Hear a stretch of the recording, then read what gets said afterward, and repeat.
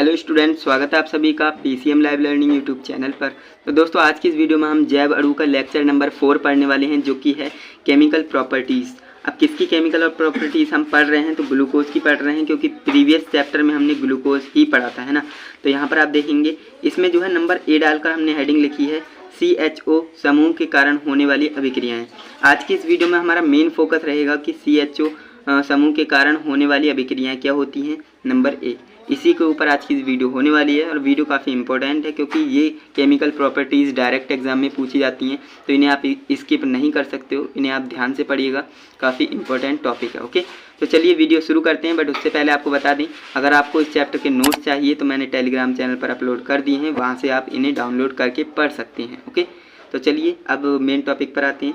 यहाँ पर आप देखेंगे केमिकल प्रॉपर्टीज़ किसकी पढ़ रहे हैं, ग्लूकोज की पढ़ रहे हैं, और उसमें भी हम CHO समूह के कारण होने वाली अभिक्रियाओं पर फोकस करेंगे। Okay, reaction due to CHO groups, ये आप समझ गए होंगे। तो यहाँ पर आप देखेंगे ये किसका फॉर्मूला है, मैं आपसे पूछूंगा तो ये आप कहेंगे ग्लूकोज का फॉर्मूला है। अब कैसे, यहाँ पर हमने जो है H को यहाँ लिख दिया है, H यहाँ पर होता है, सिंगल बॉन्ड के साथ HO होता है। ओके, तो लेकिन इस तरह से भी लिख सकते हैं, ये भी हमारा ग्लूकोज का फॉर्मूला है। यहाँ पर आप लिख भी सकते हैं ग्लूकोज का ये फॉर्मूला है। ओके, इतनी बात आपको समझ में आ गई। तो फ्रेंड्स, ग्लूकोज की हम अभिक्रिया हाइड्रोजन साइनाइड से कराएंगे। हाइड्रोजन साइनाइड से ग्लूकोज की हम जब रिएक्शन कराएंगे तो कुछ इस तरह से होगा। अब हमने यहाँ पर बोला था कि CHO समूह के कारण होने वाली अभिक्रियाएं, तो CHO ग्रुप तो यही है ना, ध्यान से देखेंगे तो यही हमारा CHO ग्रुप है। अब जब ये CHO ग्रुप है तो इस पर ही रिएक्शन होगी, बाकी सब एज इट इज रहेगा, ये आप याद रखेंगे। तो यहाँ पर होगा क्या, ये बॉन्ड खुल जाएगा। अब ये बॉन्ड खुलेगा तो यहाँ से आप देखेंगे ये पॉजिटिव में आएगा, ये निगेटिव में आएगा, और ये बॉन्ड खुलेगा तो एक बॉन्ड खाली हो जाएगा, जिसमें कि O हमारा कैसा होगा, O हमारा नेगेटिव होगा, तो कि O नेगेटिव होने के कारण H जुड़ जाएगा, है ना, तो OH हो जाएगा, और एक सिंगल बॉन्ड था हमारा जिसपे CN जाकर लग जाएगा। तो इस तरह से आप समझ सकते हैं यहाँ पर जो है अभिक्रिया सिर्फ CHO समूह में होगी, क्योंकि हमने बोला था CHO समूह के कारण होने वाली अभिक्रियाएं, और कहीं पर कुछ नहीं होगा, बाकी सब एज इट इज है। देख सकते हैं CHOH का होल 4 CH2OH, बाकी सब सेम है। आपको मेन यही समझना था कि इसमें अभिक्रिया होगी कैसे।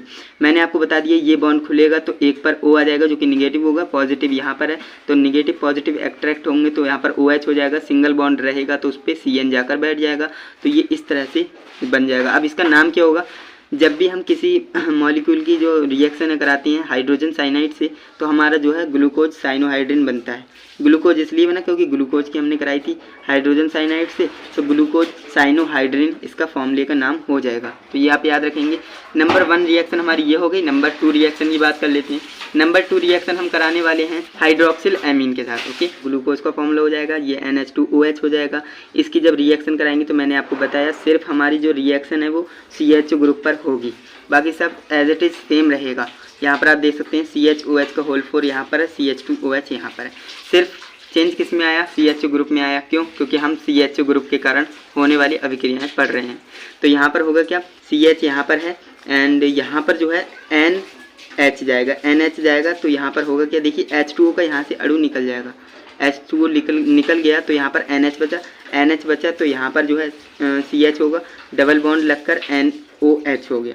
तो आप समझ गए होंगे, नहीं समझे तो एक बार समझा देता हूँ। देखिए यहाँ पर ये बॉन्ड, सपोज दैट यहाँ पर जो है बॉन्ड ब्रेक हो रहा है, तो यहाँ पर CH होगा, यहाँ पर डबल बॉन्ड आ जाएगा, डबल बॉन्ड के साथ यहाँ पर O है ही, और ये N और H यहाँ पर जाएंगे तो NOH हो जाएगा, तो डबल बॉन्ड के साथ NOH हो जाएगा। तो आप समझ गए होंगे, ये मैंने जो है डायरेक्ट की है, इसलिए आपको कन्फ्यूजन हो सकती है, बिकॉज मैंने आपको समझाया है तो आपको समझ में आ गया होगा। तो मैंने आपको बताया ग्लूकोज की अभिक्रिया इसके साथ होगी तो क्या बनेगा, ग्लूकोज ऑक्साइम बनेगा। तो आप समझ गए होंगे। अब हम नेक्स्ट रिएक्शन की तरफ बढ़ते हैं। तो फ्रेंड्स, नेक्स्ट हमारी रिएक्शन होने वाली है रिएक्शन विद NH2NH2। फ्रेंड्स, ये हमारा होता है हाइड्रोजीन का फॉर्मूला। Okay, hydrazine.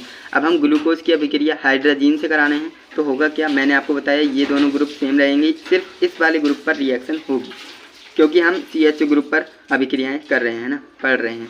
तो यहाँ पर होगा क्या, देखिए CHOH का whole 4 as it is, CH2OH as it is. अब यहाँ पर होगा क्या, CH डबल बॉन्ड यहाँ पर आ जाएगा, यहाँ पर देखिए H2NO, ये अगर निकल जाएगा तो NNH2 बचेगा ना, NNH2, तो यही यहाँ पर जुड़ जाएगा NNH2। आप समझ गए होंगे। देखिए O यहाँ से आया, H2 यहाँ से आया, ये दोनों मिलकर जल निकल गया, तो बचेगा क्या, इसके साथ डबल बॉन्ड के साथ NNH2, यही तो बचा है NNH2। तो आप समझ गए होंगे। तो इसका नाम क्या होगा, हाइड्राजोन ग्लूकोज। हाइड्राजीन की अभिक्रिया हमने ग्लूकोज से कराई तो हाइड्राजोन ग्लूकोज बनेगा। तो आप समझ गए होंगे। अब यहाँ पर एक इम्पोर्टेंट नोट है, नोट पढ़ लेते हैं। नोट हमसे कह रहा है कि उपरोक्त तीनों अभिक्रियाएं यह सिद्ध करती हैं कि ग्लूकोज में एक कार्बोनिल ग्रुप उपस्थित होता है। ये हमने जो 3 रिएक्शंस पढ़ी है ना, ये 3 रिएक्शन हमें ये सिद्ध करके बताती हैं कि ये जो ग्लूकोज होता है उसमें कार्बोनिल ग्रुप उपस्थित होता है। तो आपके एग्जाम में अगर घुमा कर भी पूछेगा तो आप बता देंगे कि जो है ग्लूकोज में कार्बोनिल ग्रुप होता है।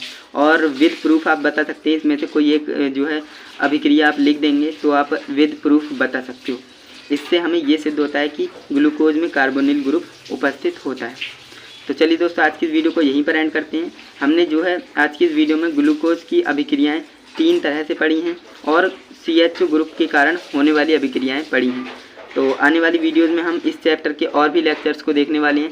आज की इस वीडियो को हम यहीं पर एंड करते हैं। वीडियो अच्छी लगी है तो लाइक कीजिएगा, चैनल पर नए हैं तो सब्सक्राइब कर लेना, जिससे कि आने वाले लेक्चर्स की आपको नोटिफिकेशन टाइम टू टाइम मिलती रहे। चलिए दोस्तों, आज के लिए बस इतना ही। हम मिलते हैं किसी नेक्स्ट लेक्चर के साथ, तब तक के लिए जय हिंद, वंदे मातरम।